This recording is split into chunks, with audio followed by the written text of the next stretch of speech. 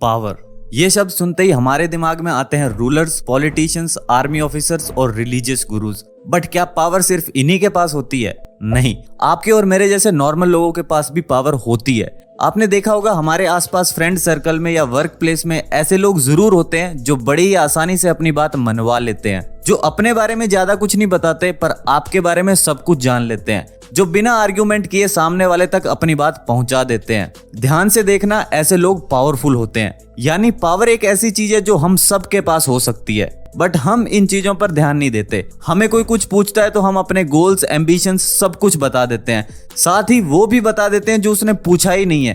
कोई जरा सा कुछ कह दे तो हम बहस करने पर उतर आते हैं। क्या ऐसे बनेंगे हम पावरफुल? ऑब्वियसली नहीं। तो फिर कैसे?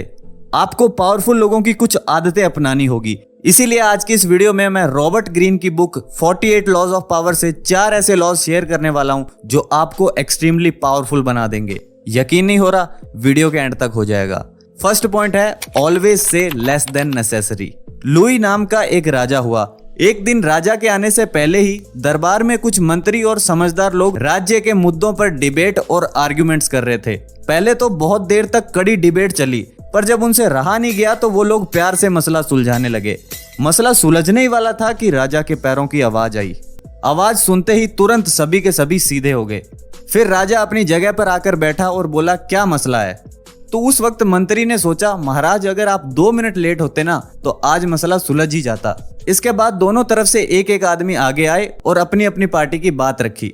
जब उनकी बात पूरी हो गई तो वह राजा के निर्णय का इंतजार करने लगे। और हमेशा की तरह राजा ने इस बार भी एक ही बात कही, मैं देखता हूं। यह कहकर वह चला गया और लोगों को कई हफ्तों और महीनों के बाद रिजल्ट देखकर पता चलता था कि राजा ने डिसीजन क्या लिया था। अब वो इतना कम इसलिए बोलता था ताकि लोगों को उसके बारे में कुछ पता ना चल जाए, क्योंकि अगर लोगों को उसके बारे में पता चल गया तो अब वह राजा से बात मनवाने के लिए उसी तरह से बात करेंगे जैसे वह सुनना चाहता है। पावर एक ऐसी चीज है जो दिखती है, और जब हम जरूरत से कम बोलते हैं तो हम ज्यादा पावरफुल दिखते हैं। हमारी साइलेंस सामने वाले को अनकंफर्टेबल कर देती है। हम ह्यूमंस बाय नेचर लोगों को जानना चाहते हैं, जज करना चाहते हैं। इसीलिए आप अगर साइलेंट रहते हो या बहुत कम बोलते हो तो सामने वाला नर्वस हो जाता है और खुद के बारे में बहुत कुछ बता देता है। फिर जब वो इंसान घर जाता है तो उसे ऐसे लगता है जैसे किसी ने उसे लूट लिया। वो फिर आपके बोले हुए एक एक वर्ड पर ध्यान देता है। उसे ऐसे लगता है जैसे आप अनअफोर्डेबल हो, बाकियों से अलग हो, और यही चीज आपको पावरफुल बनाती है। इसीलिए रॉबर्ट ग्रीन कहते हैं, कम बोलो। सिर्फ कम नहीं, जितनी जरूरत है उससे भी कम। सेकंड लॉ है, so much depends on your reputation, guard it with your life. यानी आपकी रेपुटेशन बहुत इंपॉर्टेंट चीज है, इसे बचा के रखो। चाइना वॉर के समय 3 राज्यों के बीच लड़ाई हुई। उस वक्त पहले राज्य का जनरल चूको फोर्स को लीड कर रहा था। उसने अपनी ज्यादातर आर्मी को तीसरे राज्य के साथ लड़ने के लिए भेज दिया और खुद थोड़ी सी आर्मी के साथ स्मॉल टाउन में आ गया।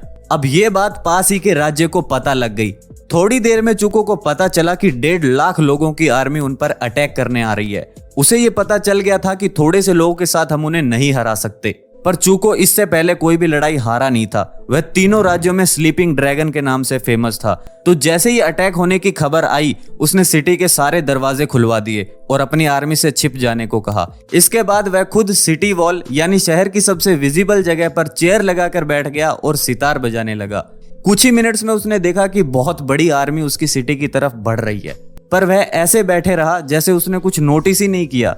जब आर्मी गेट्स के बिल्कुल पास पहुंच गई तो उन्होंने देखा कि सारे गेट्स खुले हैं और चूको आराम से बाहर बैठा है। यह देखकर उनके जनरल को हेजिटेशन हुई और वह आर्मी को वापस ले गया।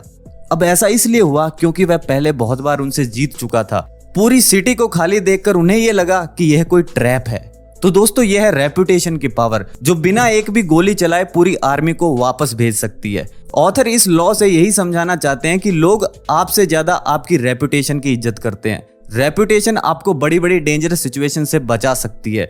शुरू में आप किसी एक क्वालिटी से रेपुटेशन बिल्ड कर सकते हैं। ये ऑनेस्टी, सिंप्लिसिटी या कुछ और भी हो सकती है। इसके बाद धीरे धीरे लोग और क्वालिटीज के लिए भी आपको स्ट्रॉन्ग और पावरफुल समझने लगेंगे। थर्ड लॉ है, get others to do the work but always take the credit. क्या आपने निकोला टेस्ला का नाम सुना है? वेल, अगर नहीं सुना तो मैं आपको बता दूं कि वो एक ऐसे साइंटिस्ट है जिनके पास करीब 300 इन्वेंशंस के पेटेंट्स है, पर फिर भी वह इतने फेमस नहीं हुए जितने थॉमस एडिसन हुए। थॉमस एडिसन ने टेस्ला के मुकाबले बहुत ही थोड़े और नॉर्मल इन्वेंशंस किए थे, जिनमें एक बल्ब का इन्वेंशन भी शामिल है। टेस्ला के फेमस ना होने की वजह यह है कि वह काम तो बहुत करते थे पर कभी क्रेडिट नहीं लेते थे। इसी वजह से लोगों को उनके बारे में पता ही नहीं चलता था और ना ही उन्हें इन्वेंशंस के लिए फाइनेंशियल सपोर्ट मिलता था। टेस्ला ने एडिशन के लिए डेली 16 से 18 घंटों तक काम किया ताकि वह करंट सिस्टम बिल्ड कर सके। एडिशन के हिसाब से डीसी यानी डायरेक्ट करंट सिस्टम सही था, बट टेस्ला के हिसाब से एसी यानी ऑल्टरनेशन करंट सिस्टम बिल्ड करना ही सही आइडिया था। इसी बात से नाराज होकर एडिशन ने उसको पैसे भी नहीं दिए और सपोर्ट भी नहीं किया। कुछ सालों बाद उसका क्रेडिट भी वेस्टिंग हाउस नाम की कंपनी ने ले लिया और वही एसी सिस्टम आज भी हम एज ए स्टैंडर्ड सिस्टम अपने घरों में यूज करते हैं। थॉमस एडिसन सबसे ज्यादा फेमस इसलिए था क्योंकि वह खुद भले ही थोड़े से इन्वेंशंस करता था पर एक बिजनेसमैन की तरह टेस्ला जैसे लोगों से इन्वेंशंस करवाता था और सारा क्रेडिट उसे मिल जाता था। अब मैं आपसे लोगों के काम का क्रेडिट छीनने को नहीं कह रहा, मैं सिर्फ इतना कह रहा हूं कि जब आपके किसी फील्ड में स्ट्रॉन्ग एंड रेप्यूटेटेड इमेज बनाने के बाद अगर दूसरे लोगों से काम करवाओगे तो भी उसका क्रेडिट आपको ही मिलेगा। फॉर एग्जाम्पल, माइक्रोसॉफ्ट अगर कुछ भी बिल्ड करता है तो उसका क्रेडिट कहीं ना कहीं बिल गेट्स को जाता है, जबकि वो तो कंपनी में काम भी नहीं करते। ऐसा इसलिए हो रहा है क्योंकि एक टाइम था जब सारा टाइम, एफर्ट और एनर्जी बिल गेट्स खुद लगा रहे थे। तो खुद से ये सवाल पूछो कि क्या मैं ऐसा कुछ कर रहा हूं कि कल को अगर कोई दूसरा मेरे लिए काम करे तो भी उसका क्रेडिट मुझे ही मिले। फोर्थ लॉ है win through your actions never through argument. एक रोमन रूलर को टाउन की दीवारें तोड़ने के लिए बैटरिंग रैम की जरूरत थी। बैटरिंग रैम बेसिकली एक हैवी मेटल का पोल होता है जिसे दीवारें और दरवाजे तोड़ने के लिए बनाया जाता है। तो उसने अपने सोल्जर्स को यह कहकर भेजा कि जो भी सबसे बड़ा बैटरिंग रैम है उसे ले आओ। सोल्जर्स जब इंजीनियर के पास पहुंचे तो उसने कहा कि आपकी जरूरत के हिसाब से आप छोटा वाला ले जाओ, बड़े वाले से काम नहीं बनेगा। सोल्जर्स ने समझाया कि ये राजा का ऑर्डर है, बड़े वाला पोल ही चाहिए, प्लीज उनके ऑर्डर्स पर आर्ग्यूमेंट ना करें। उसने सोल्जर्स से कहा ठीक है मैं भिजवा दूंगा, आप जाओ। अब सोल्जर्स के जाने के बाद उसने सोचा कि बड़ा पोल भेजने से उनका काम तो बनेगा नहीं और उसके एक्सपीरियंस के हिसाब से वो ठीक ही सोच रहा था और उसने छोटा पोल भिजवा दिया। अब राजा को इस बात पर गुस्सा आ गया कि उसने ऑर्डर क्यों नहीं माना। इसके बाद उस इंजीनियर को बुलाया गया और जब वो राजा के सामने सेम आर्ग्यूमेंट्स करने लगा तो उसे वहीं मार दिया गया। तो पहली बात तो ये कि आपको अपने से ज्यादा पावरफुल लोगों से आर्ग्यूमेंट नहीं करना है, और दूसरा, अगर आपको अपना व्यू पॉइंट देना ही है तो उसे इनडायरेक्टली दो। इसी केस में अगर इंजीनियर बड़े पोल के साथ छोटा पोल भी रखवा देता और यह कह देता कि काम ना बने तो छोटे वाला यूज कर लेना, ऐसा करने पर उसकी जान भी बच जाती और शायद राजा उसे ज्यादा पैसे भी देता। याद रखना इस बात को कि पावरफुल लोग कभी आर्ग्यूमेंट नहीं करते क्योंकि उन्हें पता है कि अगर आपने किसी से जबरदस्ती अपनी बात मनवा भी ली तो भी ऊपर ऊपर से शायद वो हाँ में हाँ मिला दे, पर डीप इनसाइड वो आपके दुश्मन बन जाएंगे। तो बेस्ट केस में आप अपनी एनर्जी बचाओ और आर्ग्यूमेंट से दूर रहो, या फिर अपने एक्शन से लोगों को कन्विंस करो, आर्ग्यूमेंट से नहीं। लास्ट में एक बार सभी बातों को सम अप कर लेते हैं। फर्स्ट पॉइंट था always say less than necessary, यानी जितनी जरूरत है उससे भी कम बोलो। सेकेंड पॉइंट था so much depends on your reputation, guard it with your life, यानी आपकी रेपुटेशन बहुत पावरफुल चीज है, इसे सही से बना के रखो। थर्ड पॉइंट है get others to do the work but always take the credit, यानी खुद को इतना सक्सेसफुल बनाओ कि लोग दूसरों का क्रेडिट भी आपको ही दे। फोर्थ पॉइंट है win through your actions never through argument, यानी अपने एक्शन से लोगों को कन्विंस करो, आर्ग्यूमेंट से नहीं।